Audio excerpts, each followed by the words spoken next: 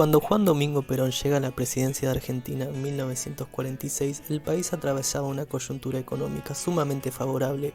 Durante la Segunda Guerra Mundial, los países involucrados en el conflicto aplicaron políticas proteccionistas. Estas medidas impedían que Argentina importara los materiales necesarios para sus industrias. Sin embargo, el país siguió exportando productos del agro, lo que le permitió acumular reservas de divisas en dólares. En 1947, Perón nombra como ministro de Economía a Miguel Miranda. El objetivo económico era lograr el pleno empleo, aumentar los salarios reales de los trabajadores y también implementar una política distributiva que favoreciera el consumo interno. Ese mismo año se implementa el primer plan quinquenal. Por un lado, el plan buscaba que el IAPI, es decir, el Instituto Argentino para la Promoción del Intercambio, comprara los productos del agro a un precio menor y los vendiera al mercado externo a un precio mayor. Este excedente iba a estar dirigido a las industrias. El exceso de divisas acumulados le permitió al Banco Central de la República Argentina emitir préstamos para la industria y para el agro. La consigna oficial era préstamos abundantes y baratos. Muchos empresarios tomaban estos créditos para sostener los aumentos de salarios propuestos por el gobierno. Por otro lado, el plan quinquenal proponía una serie de nacionalizaciones. Se nacionalizaron los ferrocarriles, el puerto de Buenos Aires y otros servicios públicos. Para poder llevar a cabo esto, hubo un aumento desmedido del gasto público. Para sostener este aumento del gasto público, el gobierno aumentó las cargas impositivas. Había dos cuestiones que comenzaron a hacerse notar. Por un lado, los aumentos de salarios traían aparejados los aumentos del precio, es decir, empezó a haber inflación en todo el país. Por otro lado, las divisas comenzaban a faltar, debido a que en el mundo no estaba ocurriendo una guerra como la que había ocurrido unos años antes que le había permitido al país acumular las divisas en dólares. El 9 de julio de 1947, en Tucumán, Perón declaró la independencia económica de Argentina. Según el presidente, el país no iba a volver a necesitar de apoyo extranjero para el desarrollo económico. En 1949 hubo una reforma constitucional en la que se volvía a declarar en claro esto. En dicha reforma también se habilitó la reelección del presidente, lo que le permitió a Perón volver a ser presidente de la nación en 1952.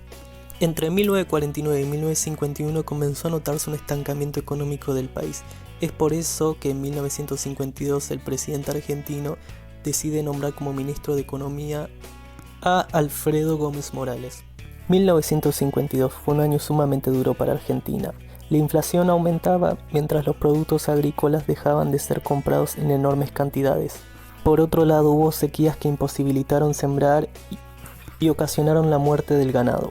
Así como en 1946 los precios de los productos del agro estaban altos, para 1952 habían descendido, lo que imposibilitaba a Argentina poder desarrollar las industrias que venía realizando desde décadas antes. El primer plan quinquenal fue terminado en 1951, es decir, un año antes de lo que debía haber terminado. En 1952 comenzó a aplicarse el segundo plan quinquenal. A partir de ahora el IAPI comenzaba a comprar los productos del campo a un precio más alto que los del mercado externo. Así como previamente se había beneficiado a la industria, el segundo plan quinquenal propuso beneficiar al campo. A partir de ese momento el campo tendría prioridad a la hora de adquirir préstamos. Mediante estos préstamos se buscaba que los productores adquirieran la maquinaria necesaria para aumentar la eficiencia de la agricultura. Para mejorar el déficit fiscal se recurrió a impuestos sobre el consumo y se suspendió la realización de obras públicas. Así como antes se había promovido el consumo, ahora se promovía el ahorro. En febrero de 1952 se aplica el plan de emergencia, es decir, un plan económico de estabilización del país. El gasto público se redujo en un 30%.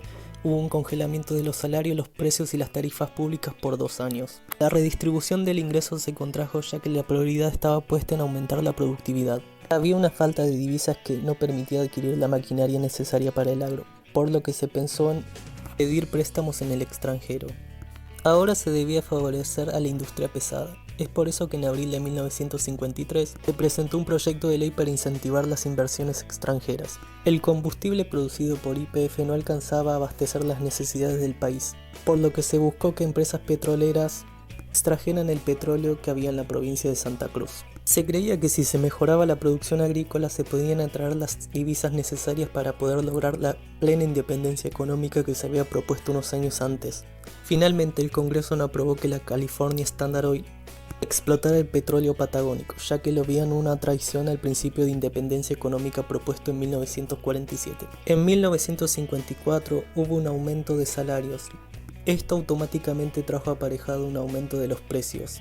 En septiembre de 1955 Perón es derrocado. Los principales motivos de esto fueron la tensa relación con las Fuerzas Armadas y el conflicto con la Iglesia Católica. Sin embargo, en materia económica, el país había crecido un 7% en 1955 y lo seguiría haciendo hasta 1958.